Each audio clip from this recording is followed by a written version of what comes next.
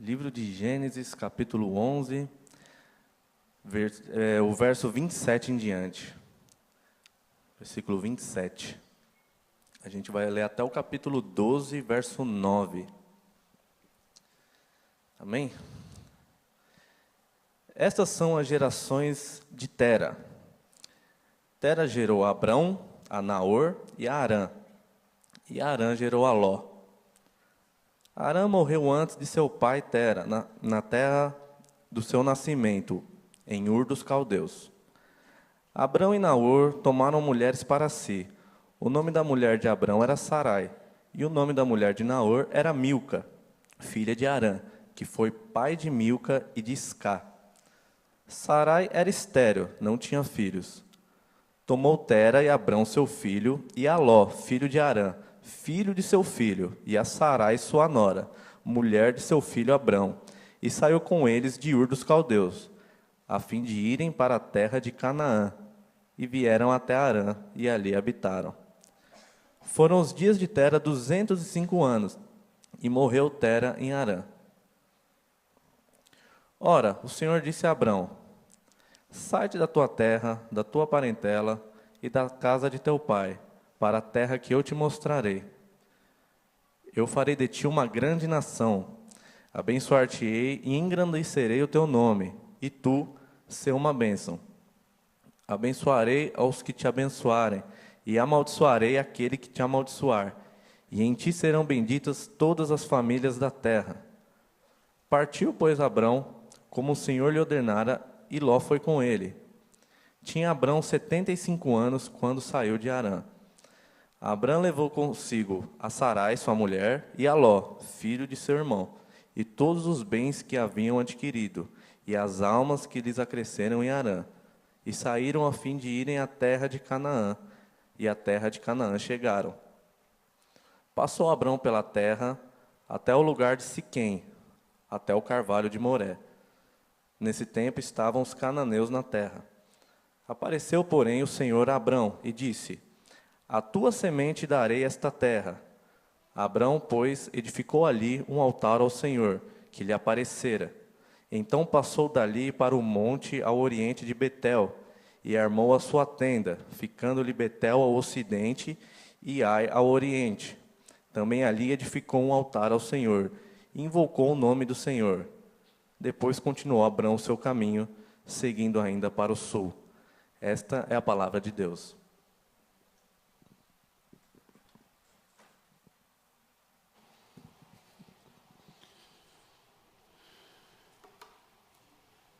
Vamos orar mais uma vez?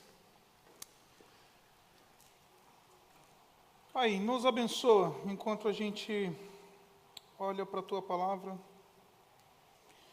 e nos dá a graça de perceber o poder do Teu chamado.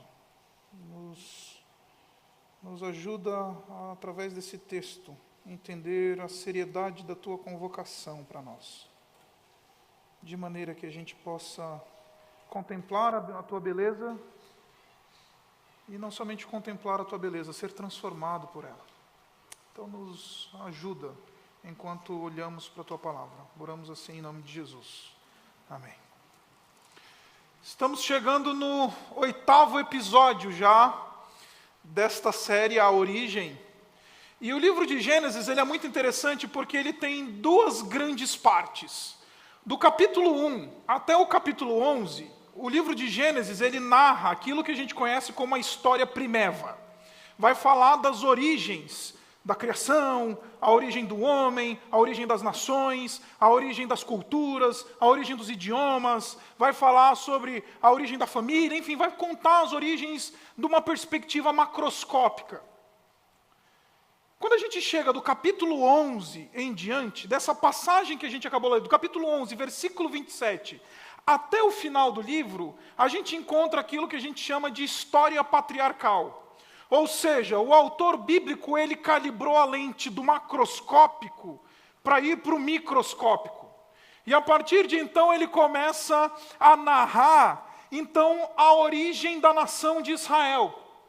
Ele então vai começar a narrar a origem de um povo que ele escolheu. a origem de uma nação que Deus tinha o propósito de usar de maneira muito profunda no seu plano redentivo. Visto que o livro de Gênesis, até o capítulo 11, é meio que um texto sombrio, porque ele continuamente diz, até aqui veio, Deus teve que eles pecaram, e Deus teve que trazer juízo, e parece que o homem não tem solução, parece que é sempre esse ciclo maldito de Deus dizendo o que eles têm que fazer, eles pisando na bola, Deus trazendo juízo e restauração, aí levanta a cabeça, aí depois eles pisam na bola de novo, aí Deus traz juízo, e parece que é assim.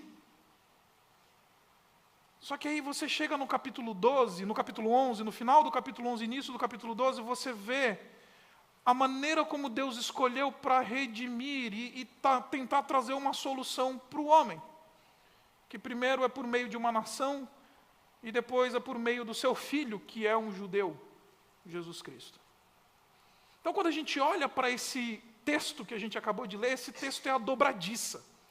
Esse texto é um texto que marca a dobradiça dentro do livro, porque agora a gente não está mais com as lentes do Hubble, a gente agora está com as lentes do microscópio.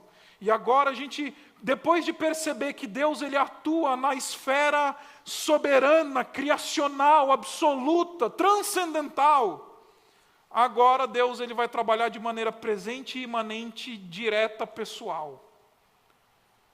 Esse é o Deus de Gênesis 11, 27 em diante. Alguém que costura os seus propósitos na história de homens e de mulheres, usando homens e mulheres para fazer o seu plano e a sua vontade conhecida e estabelecida. Agora, para você entender o que a gente acabou de ler, a gente de novo precisa entender o contexto. E normalmente quando eu prego o livro de Gênesis, ou pelo menos esse capítulo que fala da convocação de Abraão, Abraão, sai da tua terra. Eu nunca tinha parado para atentar de maneira mais cuidadosa para essa porção anterior que está ali no capítulo 11, no final do capítulo 11, no versículo 27, que vai contar para nós quem era esse Abraão, ou esse Abrão. Quem é esse indivíduo aí? De onde é que ele veio? E o texto fala para a gente que esse Abrão, que depois se torna Abraão, e de novo, essa mudança de nome ela é muito especial, a gente vai tratar dela lá em Gênesis 15, mas Abrão, em outras palavras, quer dizer pai, e Abraão quer dizer pai de uma nação, pai de povos. Então, Abrão é pai, Abraão é paizão. É isso que você precisa saber sobre essa mudança de nome. Mas, ainda quando era Abrão ele estava lá vivendo na terra de Ur, ele era um pagão, filho de Terá, e Terá é um indivíduo muito interessante. Terá, ele é descendente de Sem. Sem é filho de Noé. Abraão é o 10º depois de Noé a partir de Sem. E por que é importante saber isso? Porque Deus ele escolheu uma família, uma linhagem para si, no qual essa linhagem, ou no qual nessa família, o seu nome seria invocado. Deus escolheu os descendentes de Sete, desde Adão, lá, lembra que o Davi, de maneira muito brilhante, há 2, 3 domingos atrás, ele nos expôs isso. Nós temos os descendentes de Sete, o filho de Adão, e essa é a linhagem bendita. Por quê? Porque o texto bíblico nos diz que foi a partir de então que o nome de Deus começou a ser invocado, ou seja, começou a adoração. Ali com os descendentes de Sete. Então você vem por toda essa linhagem de Sete, você passa por Noé, entra em Sem e você chega lá em Terá. Agora é muito interessante porque 10 gerações depois de Noé, nós temos um homem pagão, inclusive o nome Terá quer dizer lua. Muito provavelmente ele recebeu um nome em homenagem ou em honra das divindades de Ur. E você vai hoje aprender um nome de uma divindade acádica, ou mesopotâmica, que é Nanar. É a lua. Então, para você lembrar, quando a lua sobe, a gente vai Nanar. Tá? Então, você nunca mais vai esquecer dessa piadinha pastoral. Mas essa divindade, Nanar, ela era uma divindade extremamente importante ali naquela época. E muito provavelmente Terá recebe esse nome em homenagem a essa divindade, em homenagem a esse culto pagão que acontecia ali na região mesopotâmica ali de Ur. E o interessante é que o texto nos diz que esse Terá, ele teve 3 filhos. Ele teve o Abrão, o Naor e o Aarã. O Abrão, o Naor e o Aarã. Ele tinha 3 filhos. Já estava qualificado para ser pastor, porque dizem que para ser pastor você tem que ter 3 filhos. Brincadeira. Ele teve 3 filhos, e por ter 3 filhos, aparentemente, você como pai, quem tem muitos filhos sabe, tá tranquilo, a linhagem vai andar, porque tem esperança, né? Tem filho aí de sobra para continuar a nossa linhagem, para continuar a nossa vida, para continuar o nosso sobrenome. Só que o interessante é que nós já de cara vemos um probleminha sério aqui nessa família de Terá. Terá, ele enterrou o seu filho, o Arã. O Arã morreu. O texto nos diz que, versículo 28, Arã morreu em Ur dos Caldeus, sua terra natal.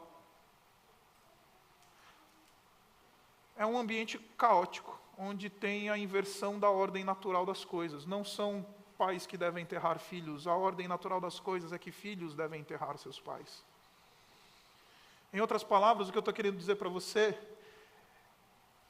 é que o ambiente onde Deus foi buscar Abrão foi um ambiente caótico. Foi um ambiente de inversão natural das coisas. Foi um ambiente de idolatria e paganismo. Foi lá onde Deus foi buscar o seu instrumento. Então eu quero já começar dizendo para você que esse texto, ele não somente fala de Abrão. Todo mundo acha que o personagem principal desse texto é Abrão. Todo mundo acha que esse texto é acerca de Abrão. Mas não, esse texto, ele é um cântico, e quando lido de maneira correta, ele é um cântico que glorifica a graça e o poder transformador do chamado de Deus. Abraão só se tornou Abraão, e acredite, ele recebeu essas promessas de maneira literal. Ele é, de fato, um homem que recebeu um grande nome. Nações vieram desse indivíduo. No meu caminho da saúde até aqui, eu e Isabela, a gente passa por igrejas cristãs, a gente passa por sinagogas judaicas e a gente passa por mesquitas. Acredite, essas três tradições olham para Abraão e entendem ele como seu pai na fé. Mas o que fez Abraão tão grande? O que fez Abraão ser esse homem, talvez a figura mais importante do Antigo Testamento ao lado de Moisés? Foi Abraão? Não. Foi a graça de Deus e o poder transformador do seu chamado.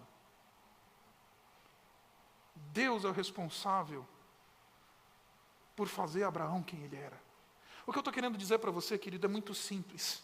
Não interessa quem você é, e não interessa o quão fundo do poço, ou quão alto no monte você esteja. O que vai te dar um senso de ser o que você deve ser, ou um senso pleno de identidade, é o chamado de Deus na tua vida. Abraão só se tornou quem ele era, porque um dia Deus decidiu entrar no caos. E ele fala no caos. Deus decidiu vir no caos e falar: eu governo o caos. Agora, não somente o texto está dizendo para a gente que era um ambiente caótico, que era um ambiente idólatra, o texto está nos dizendo que era um ambiente sem esperança. Porque não somente houve uma inversão natural da vida, o Terá teve que enterrar seu filho, mas houve também um probleminha sério. Sara, mulher de Abraão, ela era estéril. E no mundo antigo, ter uma mulher estéril é sinônimo de falta de esperança. No mundo antigo, ter uma mulher estéril significa: acabou aqui. Não tem continuidade. Acabou aqui, não tem para onde ir mais.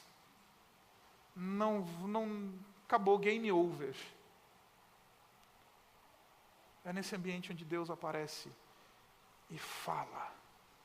Deus fala. O versículo 1 diz: então o Senhor disse. Por que eu estou enfatizando isso? Porque se esse texto é a dobradiça do livro, nos parece que o que Gênesis 12 está ecoando é aquilo que acontece em Gênesis no capítulo 1. Gênesis no capítulo 1 nós temos um ambiente caótico, era sem forma e vazio. Era um negócio, um mar primevo lá que não tinha nada, não tinha uma forma, não tinha uma substância. E Deus paira sobre esse ambiente caótico e Ele diz, e Ele fala, e pelo poder da sua palavra Ele traz origem às coisas.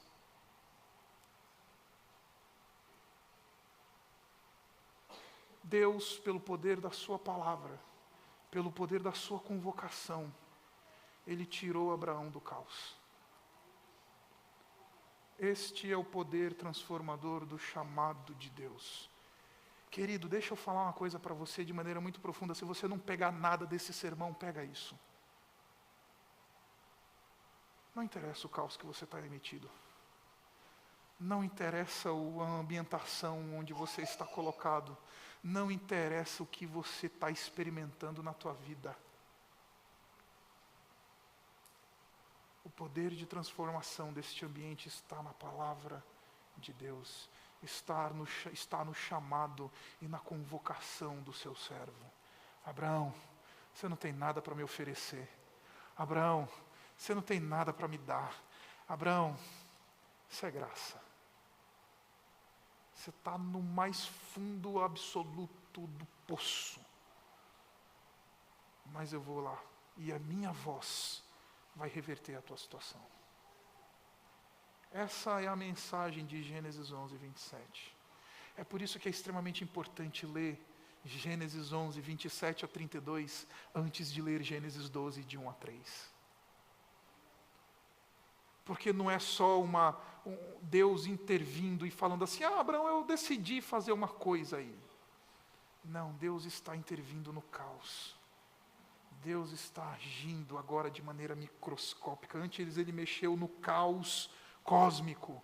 Agora ele mexe no caos microcósmico.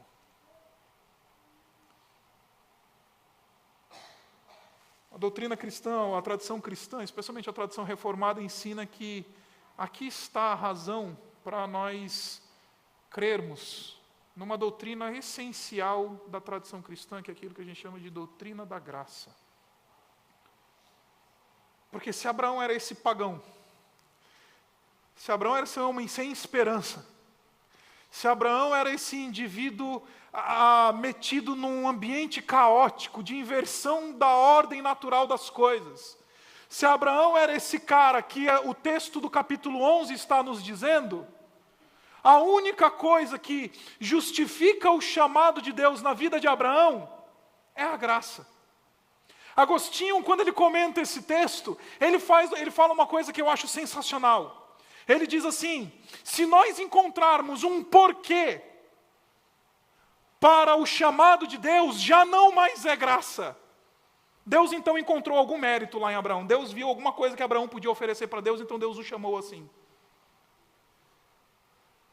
Então é muito importante a gente entender o capítulo 12 à luz do capítulo 11, porque à luz do capítulo 11 a gente já entende que esse poder transformador do chamado de Deus é sempre um poder operante da graça de Deus. É sempre um movimento da graça de Deus. Não há nada em nós que faz com que Deus olhe para mim e para você e fale assim, que interessante, esse cara é tão legal, eu vou fazer alguma coisa para ele. E queridos, deixa eu falar uma coisa para você. A doutrina da graça nos ofende. Sabe por quê?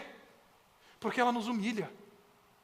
Porque ela diz para mim e para você, eu e você nós não temos nada para oferecer para Deus. Eu e você não tem nada que Deus olha para mim, para você, e Deus vai falar, isso daqui vale a pena, vou usar. É por isso que a doutrina da graça, ela é tão ofensiva, inclusive dentro do meio evangélico. Nesse mundo em que a gente ouve dizer de triunfalismo, de olha, você é cabeça e não cauda, Deus ele te quer como rei sobre as nações e não sei o que lá. Aí vem a doutrina da graça dizendo, amigão, você só é o que você é por causa da graça de Deus. Você só experimenta o que experimenta por causa da ação soberana e graciosa de Deus. Porque se Deus não age, se Deus não faz nada em relação a Abraão, sabe o que vai acontecer? Nada. Ele vai continuar no ambiente caótico, ele vai continuar no ambiente sem esperança, ele vai continuar num ambiente em que lhe falta a gana, a expressão para viver. Ele está imerso numa cultura idólatra, maldita, pagã, e não tem nada que possa fazer com que Deus olhe e fale assim, não, eu achei alguma coisa interessante nesse cara aí, eu vou usar ele. E eu sei que você não está entendendo nada que eu estou falando sobre esse negócio de graça, eu vou explicar para você o que é esse negócio de graça. Eu tenho uma sobrinha, a Ana Beatriz. A Beatriz é a primeira neta da família. Então ela é o xodó da casa. Hoje já está maiorzinha, mas eu lembro quando ela era criança. E a Ana Beatriz, ela tinha uma coisa muito interessante. Quando ela estava na casa do vovô e da vovó, ela passou por um tempo que ficou meio doentinha, teve que morar na casa do vovô e da vovó durante um tempo. E a Ana Beatriz, ela gosta, meio formiguinha, gosta de doce. E a Ana Beatriz, para evitar que a Ana Beatriz comesse todos os doces da casa em 20 minutos, a vovó, ela pegava os doces, né, até o Toddy, a prateleira do açúcar, as coisas que jogava lá em cima. Lá em cima. E deixava lá. Chocolate, biscoito, tudo que era doce, bota para cima, porque a Ana Beatriz está na casa.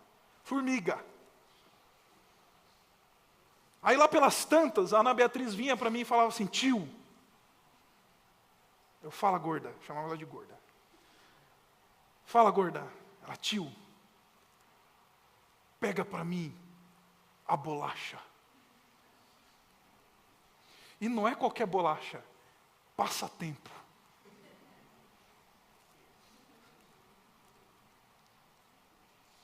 O que a Ana Beatriz está comunicando para mim? Primeiro, tio, eu sou pequena. Eu não alcanço. É isso que ela está dizendo. Segundo, ela está dizendo, tio, eu não posso, eu não consigo. Terceiro, ela está dizendo, tio, eu estou à mercê da tua ação. Se você fizer e pegar para mim, você que tem 1,90 m de altura, você vai pegar. E eu vou ter bolacha. Se você não pegar, não vai acontecer nada, eu vou continuar sem bolacha. Por isso que a graça nos ofende. Porque a Ana Beatriz está dizendo assim, eu estou dependendo da tua ação graciosa para comigo, tio. E para dizer que estou dependendo da tua ação graciosa para comigo, eu preciso reconhecer que sou pequeno, incapaz e necessitado. É por isso que a graça nos ofende. Porque se eu chamar você depois do culto e falar assim, cara, vamos ali comer uma pizza. Vamos lá comer uma pizza. Vai ser legal, a gente vai comer uma pizza depois do culto. Aí na hora de chegar a conta da pizza, eu vou falar assim para você, não, pode deixar, querido, que hoje é minha a conta. Sabe o que você vai dizer para mim? Não, pastor, de maneira alguma. Pode deixar, pelo menos a minha parte eu pago. Sabe por quê? Porque você não quer passar a sensação de que você não tem dinheiro para pagar a sua conta. Você não quer passar a sensação de que você não é autossuficiente. Agora, se eu chego para a Ana Beatriz e falo assim, gorda, você quer bolacha? Ela diz, quero, tio, me dá 2. Isso é graça. A graça nos ofende. A graça é um negócio que nos faz colocar os pés no chão e reconhecer quem de fato nós somos. Então, por quê? Por causa da graça, não tem outra razão. Se encontrarmos um porquê, já não é mais graça, diz Agostinho. Se encontrarmos uma razão, já não é mais graça. Sabe por que Deus te alcançou? Não foi porque você era bonito, talentoso, jovem ou tinha alguma coisa para apresentar para Deus. Foi simplesmente porque Deus, na sua bondade e na sua graça, decidiu buscar a mim e a você. Agora, essa convocação, ela é uma convocação radical. Essa convocação é uma convocação que ela é transformadora em todos os sentidos. Ela não é somente o agente gracioso de Deus nos tirando de onde nós estamos, mas é também o agente de Deus nos transformando. Porque primeiro Deus chega para Abraão e fala assim: Abraão, sai da tua casa. Ele diz assim: sai da tua terra, do meio dos teus parentes e da casa de teu pai, e vá para a terra que eu te mostrarei. Isso daqui eu quero chamar de uma ruptura pessoal. Deus está propondo para ele o seguinte, Deus está dizendo para ele: cara, eu quero que você rompa e rasgue todos os laços que você tem com o teu ambiente, com o teu conforto, com o teu lugar, a tua cultura, a tua segurança. Sai. Em outras palavras, Deus está separando Abraão. Sai. E é interessante ler esse texto na língua original em hebraico, porque o texto, Deus poderia ter inspirado o autor para falar isso de maneira muito simples, só que ele usa uma conjugação de verbos muito interessante que diz assim: sai tu. É pessoal. Deus está dizendo: ó, cara, sai tu. Sai. E aí ele vai falar de 3 ambientes que Abraão desfrutava. O primeiro é: sai da tua terra. A nação. Sai do país. Sai do teu ambiente cultural favorável. Sai. Agora, não somente sai do teu país, sai do meio dos teus parentes. Sai do ambiente aceitável. Sabe aquele ambiente onde a gente é aceito? Porque não tem jeito, é pai, é mãe, é filho, ali a gente tem que ser aceito um pelo outro, não tem jeito. Ninguém pode aceitar, mas o nosso pai aceita a gente. Ninguém me acha bonito, a minha mãe me acha bonito. Minha esposa, male. Deu para entender? Sai do ambiente cultural favorável, sai do ambiente social favorável. Sai do ambiente íntimo favorável, sai da casa do teu pai. Nação, tribo, casa. Sai da tua terra. Sai do meio dos teus parentes. E sai da tua casa.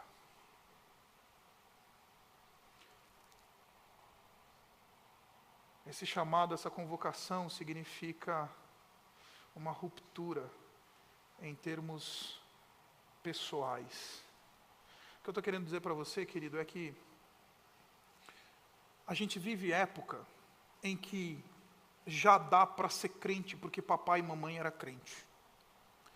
Já dá para ser servo de Deus porque papai e mamãe sempre foram servos de Deus.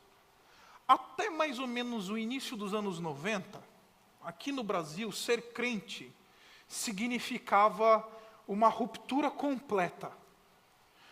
Significava, às vezes, ser perseguido, perder emprego, até o início dos anos 90, com um boom do movimento neopentecostal no Brasil. Depois que veio o movimento neopentecostal no Brasil, ser crente virou modinha. O que Deus está falando para Abraão é: sai das modinhas, Abraão. Sai do ethos, sai desse ambiente que você está acostumado, sai desse local onde você é porque papai e mamãe também são, sai dessa vida que você tem porque papai e mamãe disseram que você tem que ter.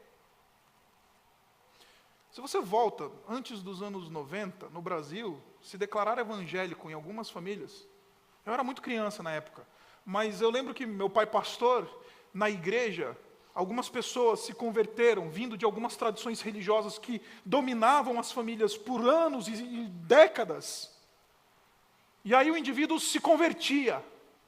E porque se convertia, o pai rejeitava, a mãe rejeitava, os filhos rejeitavam, a família rejeitava. mulher e marido rejeitavam.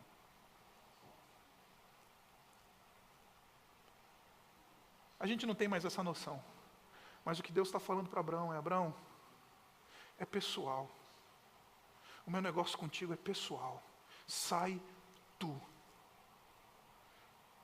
Não é com teu papai, não é com a tua mamãe, não é com teu tio, com a tua avó, com teu irmão. É eu e você, cara. Deixa-me falar com você que é pai.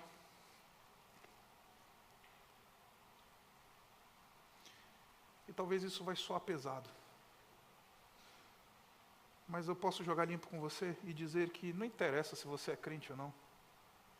Seus filhos, eles podem receber a sua influência, mas você nunca vai poder ser crente por eles. Você que é jovem, que acha que se converteu, ou acha que conhece a Jesus porque foi aquele garoto que cresceu na igreja. E deixa eu falar para você, querido, eu sou esse garoto que cresceu na igreja. Eu sou esse indivíduo, filho de pastor. Filho de pastor. Meu pai tem 3 filhos, eu e mais 2. Todos os 3 crescidos na fé, na casa cristã, num ambiente cristão.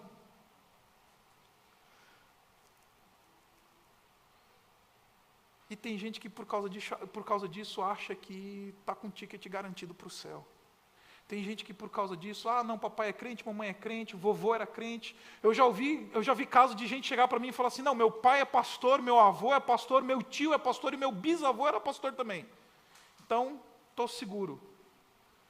Isso é atalho para o inferno. Sai tu. É pessoal. É radicalmente pessoal. Não dá para a gente ser crente por ninguém. Não dá para a gente ouvir o chamado de Deus por ninguém. Não dá para ninguém ouvir o chamado de Deus pela gente. Só dá para ser pessoal.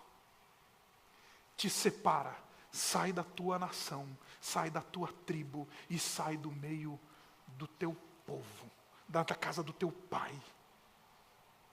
É com você. O que eu estou querendo dizer é muito simples, querido. Você já teve essa experiência de se encontrar com o chamado de Deus por você, não porque papai disse, não porque mamãe disse, não porque esse é o ambiente da minha casa? Já teve você o seu, a sua experiência de ouvir a voz de Deus falando, eu vou te tirar deste caos, eu estou agindo pessoalmente em você. Já teve essa experiência? Se você não teve, acenda o farol. Agora, esse texto não é somente um chamado pessoal, é um chamado radicalmente volicional, e eu vou traduzir isso que eu estou querendo dizer para você. Em outras palavras, Deus está dando a agenda dele para Abraão. Deus está dizendo para Abraão, Abraão, é o seguinte, cara, eu quero que você entenda uma coisa. A partir de agora, ouvindo o meu chamado, quem vai dar a agenda sou eu. Porque o texto nos diz que ele fala assim, você vai para a terra, e Deus não diz para onde Abraão ia. Deus simplesmente diz, eu vou te mostrar. Sai, para onde? Só sai. Como assim, Deus? Sai. Que lugar? Sai. Porque a agenda é minha. A agenda não é tua. Aqui está o elemento da fé, que o autor de Hebreus, ele resgata lá em Hebreus, no capítulo 11, no versículo 8, ele vai dizer assim, que Abraão, sem saber para onde ia, obedeceu a Deus. Sem saber a direção, foi. Sem conhecer a agenda, ouviu, seguiu. O chamado de Deus significa uma transformação radical da volição, da agenda, daquilo que eu aspiro. O que eu desejo? Não interessa mais o que você deseja. O que interessa é que eu tenho uma agenda para você. Vai, confia em mim. Eu acho que eu já contei isso daqui aqui. Mas quando eu tinha lá os meus 15 anos de idade, se alguém chegasse para mim e falasse assim, você vai ser pastor igual ao papai? Eu falava assim, Deus o livre. Quando você crescer, você vai ser pastor? Jamais. Porque vida de pastor é ralado, viu?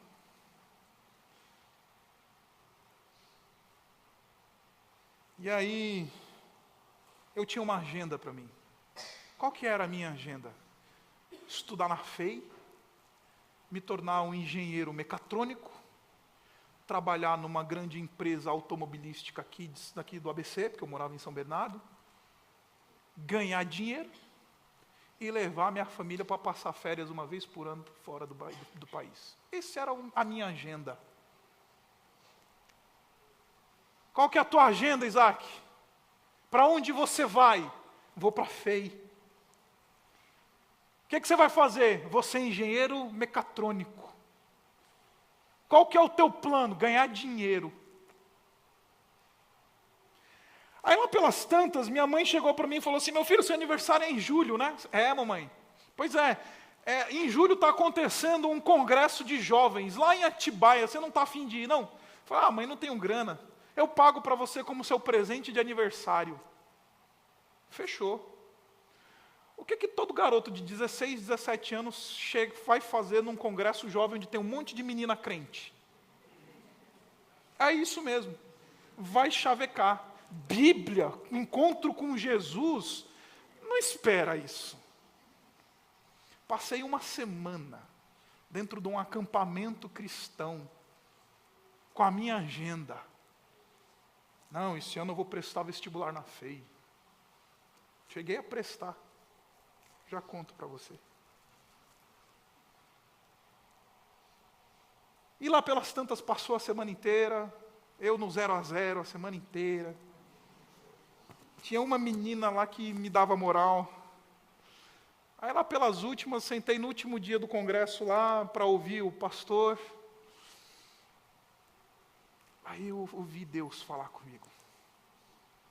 E de novo, não foi um negócio assim que eu entendi a partir da pregação do pastor. Eu nem lembro o que o pastor pregou.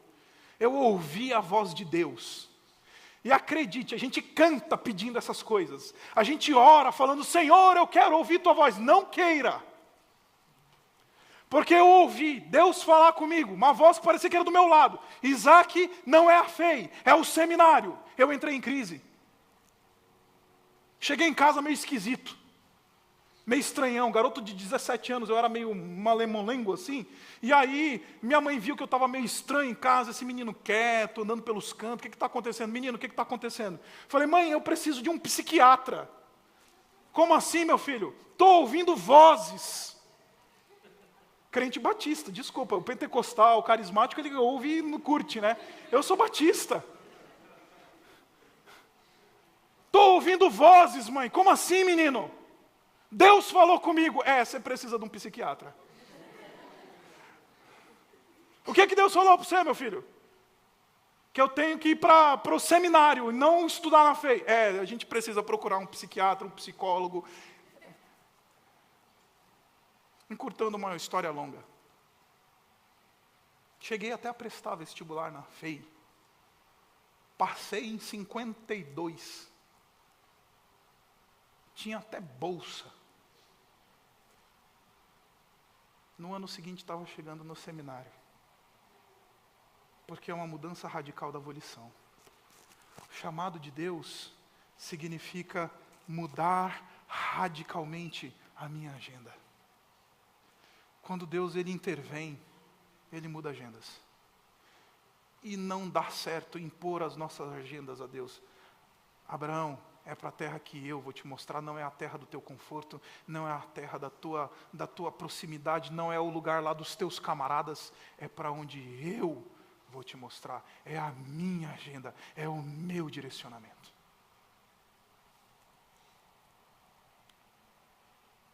Qual que é a tua agenda? Qual que é o teu plano? Você já perguntou para Deus se isso é o plano de Deus para você? Acredite. Se você quer levar a sério o chamado de Deus, esse poder transformador do chamado de Deus, acredite, isso muito possivelmente vai mexer com a sua agenda e o seu plano. Agora, não é somente um chamado pessoal, radicalmente volicional, é radicalmente missional. Porque Deus está falando assim: Abraão, eu estou te chamando, isso é graça, mas deixa eu te falar uma coisa, isso é graça porque eu quero te fazer instrumento de graça.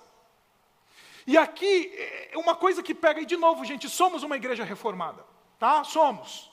Tá nosso site semana que vem vai estar no ar e vai aparecer lá: somos uma igreja reformada, a gente acredita nas doutrinas da graça, a gente acredita nesse negócio de eleição. Está aqui a eleição, aqui, ó, Deus elegendo Abraão. A gente acredita nesse negócio, sim. Só que o grande problema de muitos reformados é que eles acham que ser escolhido por Deus, ou gozar desse status de eleito, alguém que recebeu a graça de Deus, é status. Não, eu sou eleito. Eu sou o escolhido. Um dia que eu estava meio que discutindo na internet com um garoto lá, hiper reformado, eu falei: cara, do jeito que você anda, a única coisa que vai te servir na sua vida para você dizer por aí que você é eleito com essa vida que você vive, é colocar na tua lápide: o eleito, está lá. Coloca na tua lápide, que isso é título para você. Quando Deus, Ele fala desse chamado, fala dessa eleição, fala dessa ação soberana de Deus, separando alguém para si, escolhendo alguém para si, isso não é título. Isso é função. Deus está dizendo: Abraão, eu farei de você um grande povo, eu vou abençoar você, eu abençoarei os que te abençoarem, amaldiçoarei os que te amaldiçoarem. Eu vou ser tão teu parceiro que os teus amigos serão meus amigos, os teus inimigos serão os meus inimigos. Mas deixa eu te falar uma coisa: por meio de você, todos os povos da terra serão abençoados.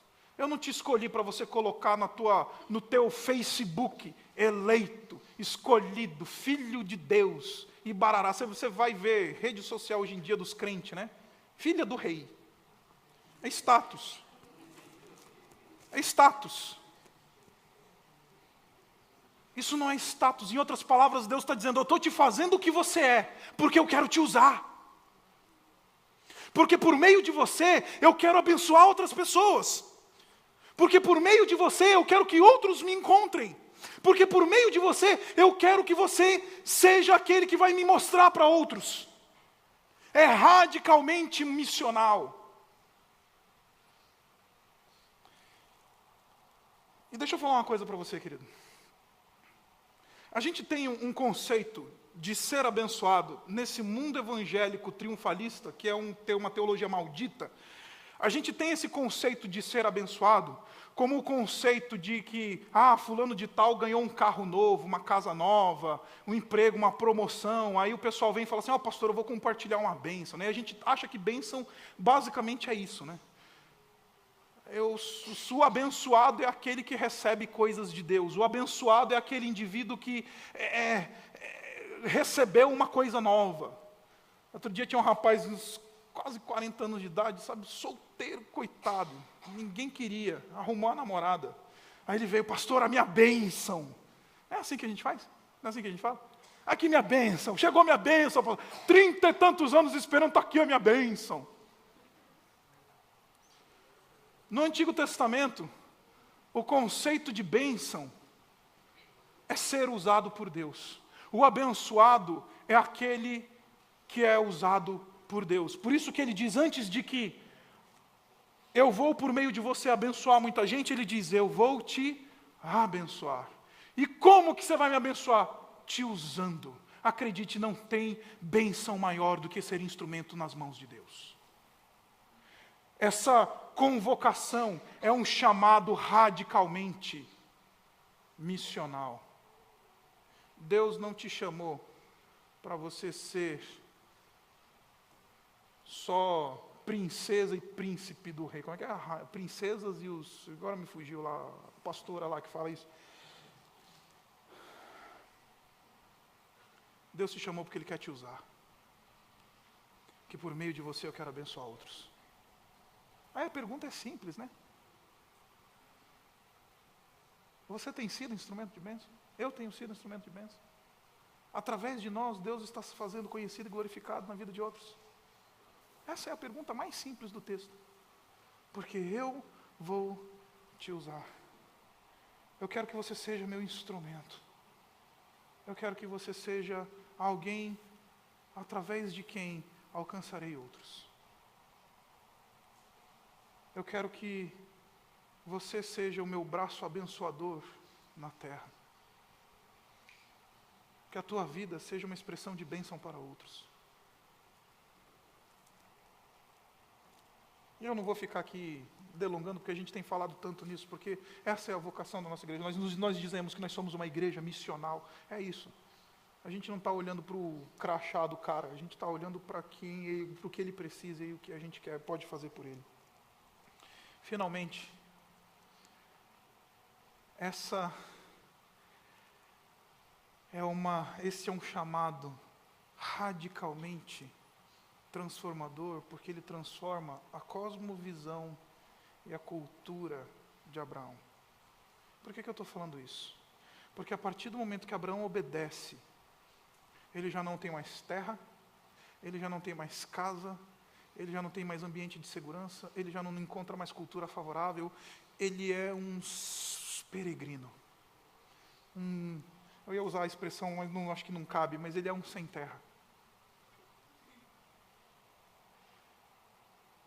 Ele é alguém onde não tem mais espaço para ele se identificar como, eu sou o brasileiro, eu sou o gringo, eu sou o coxinha, eu sou o mortadela.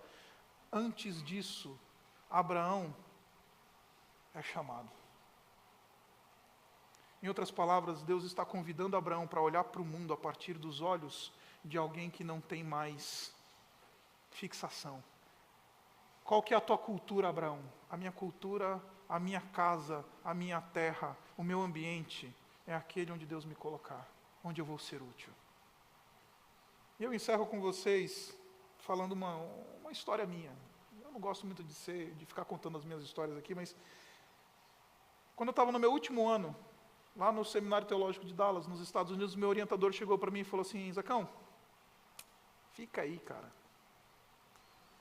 Estava terminando o mestrado, ele virou para mim e falou assim: termina o mestrado, faz o doutorado, fica aí. Quero investir em você. E acredite, tem um ditado que diz que os Estados Unidos é muito fácil ficar confortável na América. Em inglês é isso que eles dizem. É muito fácil ser confortável, estar confortável na América. E de fato é muito fácil. Você aperta o botão, a máquina funciona. Você chama a polícia, os caras aparecem. Você reclama na loja, os teus direitos valem alguma coisa. Não é Brasil. E foi extremamente tentador para aquele garoto com 26 para 27 anos de idade, solteiro. Tinha ninguém, tinha nada. Chega o orientador e fala assim: cara, eu vou te contratar para você não ser somente o meu assistente, que eu era assistente do meu orientador na época. Eu quero te contratar para ser um professor auxiliar aqui, assistente, começar a carreira na academia. Topa!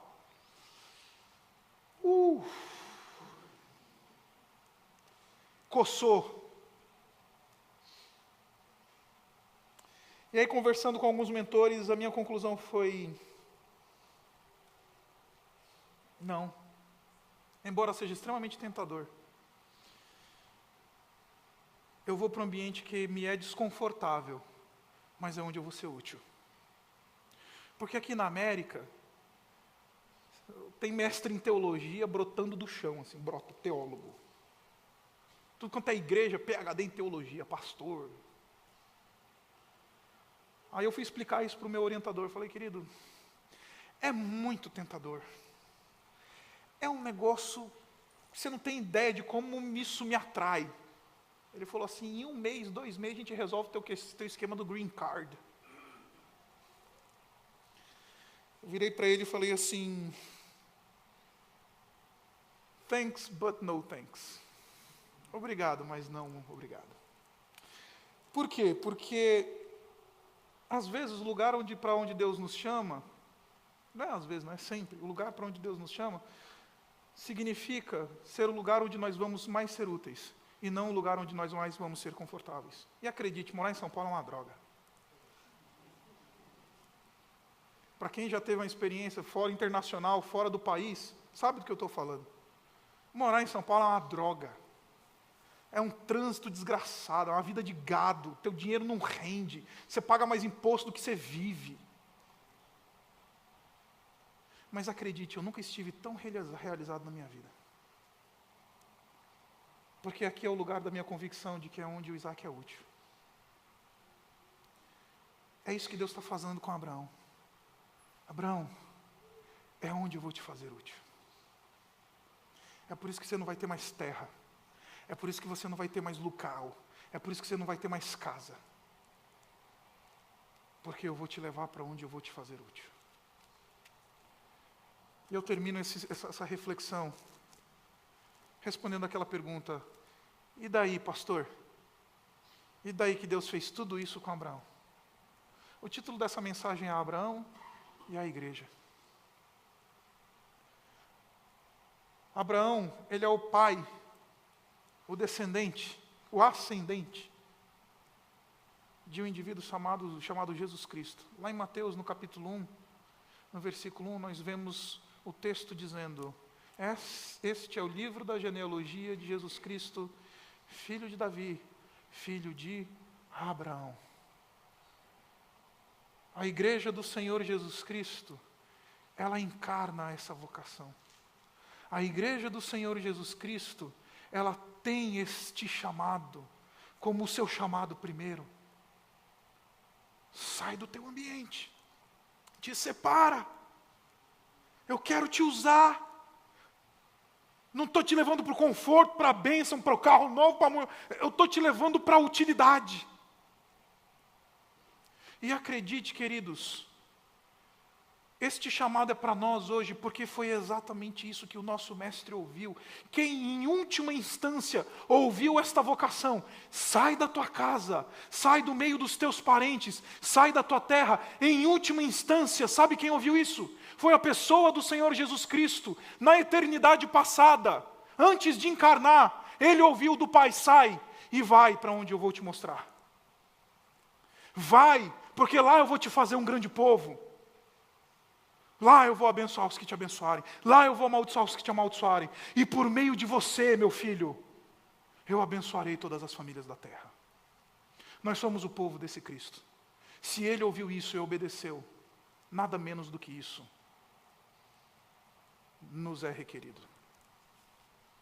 Se ele, em última instância, é aquele que ouve: sai da tua terra, sai da casa dos teus parentes, e sai da casa do teu pai, e vai para a terra que eu te mostrarei. Se ele, sendo Deus, não usurpou ser igual a Deus, mas antes a si mesmo, assumindo a forma humana, uma forma de homem, humilhou-se, tornou-se servo, foi instrumento de Deus. Esse texto tem tudo a ver com nós hoje, com a gente hoje, conosco hoje. Esse texto tem tudo a ver com aquilo que significa ser igreja no mundo. Esse texto tem tudo a ver com aquilo que nos identifica enquanto povo de Deus.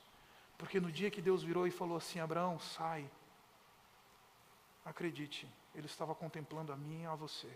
Ele estava contemplando o seu povo. Aqueles que foram comprados por Cristo. O primeiro que saiu. O primeiro que deixou o seu lugar de conforto. O primeiro que saiu do seu ambiente de proximidade, de favorecimento, e veio ser tratado como bandido, como escravo, como alguém que não tinha dignidade. Se nós somos os discípulos desse indivíduo, nada menos do que isso nos é requerido. Abaixe sua cabeça.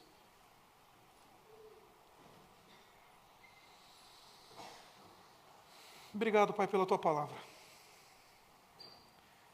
Obrigado porque o Senhor é tão bom.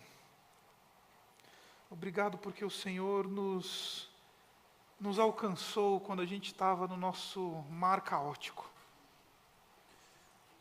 Quando a gente não tinha nada para te oferecer.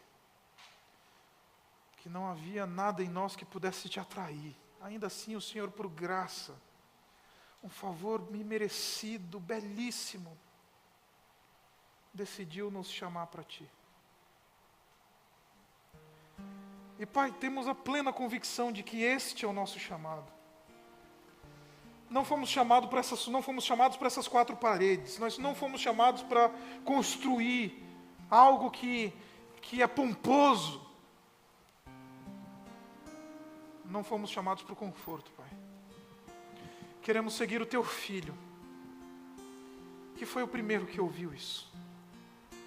Foi o primeiro que obedeceu essa vocação. Foi o primeiro que abriu mão do seu ambiente, dos seus direitos, do seu conforto. E por causa disso, ó Pai, é o Teu instrumento na terra para abençoar todas as famílias da terra. Então, Pai, nos faz discípulos de Cristo, o verdadeiro Abraão. Nos faz, ó Pai, indivíduos que têm coragem de reconhecer de onde saíram, entender para onde estão indo. Ainda que muitas vezes isso não esteja claro para nós, muitas vezes isso não seja a nossa agenda. Mas nos conduz, Pai. E a gente só vai conseguir obedecer o Teu chamado e experimentar o poder transformador do Teu chamado à medida em que o Senhor nos concede isso. Então nos conduz, Pai, essa noite. Nos abençoa, Pai, essa noite. Muda as nossas agendas essa noite. Muda a nossa identidade essa noite. Que no final das contas, em última análise, em última instância, sejamos somente aqueles que ouviram o Teu chamado. E não somente ouviram, mas seguiram. Nós Te honramos, Pai, pela beleza do Teu chamado, pelo poder do Teu chamado, pela natureza do Teu chamado na nossa vida. E por isso, Pai, nos concede a bênção de seguir, como seguiu Abraão. E assim, ó Pai, nos conduz. Oramos assim em nome de Jesus. Amém.